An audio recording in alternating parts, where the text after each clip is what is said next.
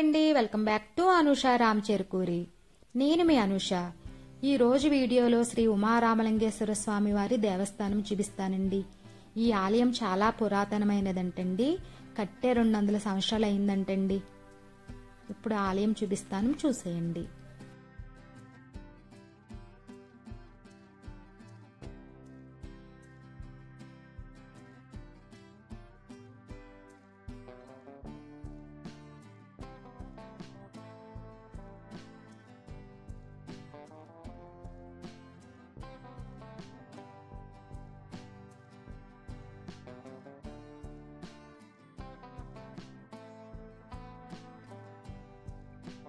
ఈ ఆలయంలో అభిషేకాలు, మహారుద్రాభిషేకం, నవగ్రహ పూజలు అన్ని బాగా చేపిస్తారండి.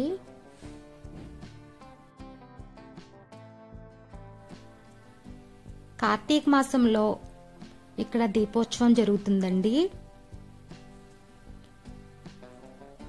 పెద్ద పెద్ద ముగ్గులు వేసి దీపాలతో అంతా అలంకరించి చాలా బాగా చేస్తారన్నమాట.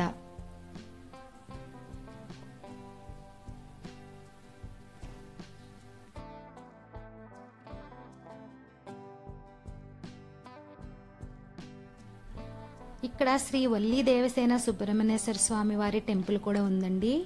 ఇక్కడ షష్ఠి మహోత్సవాలు బాగా జరుగుతాయండి. అలాగే వల్లి దేవసేన సుబ్రహ్మణ్యేశ్వర స్వామి వారి కళ్యాణం కూడా చాలా చాలా బాగా జరుగుతుందన్నమాట. ప్రతి మంగళవారం అభిషేకాలు జరుగుతాయండి.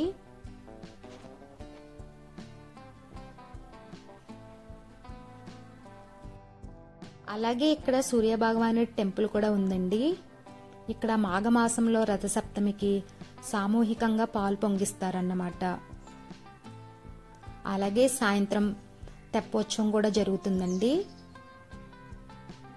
చక్కగా ఈ ఆలయంకి వస్తే సూర్య భగవానుడు, సుబ్రహ్మణ్యేశ్వర స్వామి, అలాగే శివయ్యని చక్కగా దర్శించుకోవచ్చండి. ఈ ఆలయం చాలా పీస్ఫుల్గా ఉంటుందండి. మేము రెగ్యులర్గా అప్పుడప్పుడు వస్తామన్నమాట ఈ టెంపుల్కి.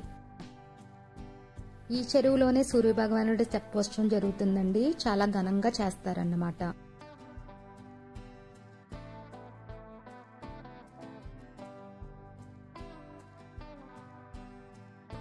ఈ శివాలయంలో అభిషేకాలు అన్ని బాగా చేస్తారండి. అలాగే రుద్రాభిషేకం అన్ని కూడా బాగా చేస్తారన్నమాట. మేమైతే నందీశ్వర అభిషేకం చేయించుకోవడానికి వచ్చామండి. నందీశ్వర అభిషేకం కూడా వీడియో తీసానండి.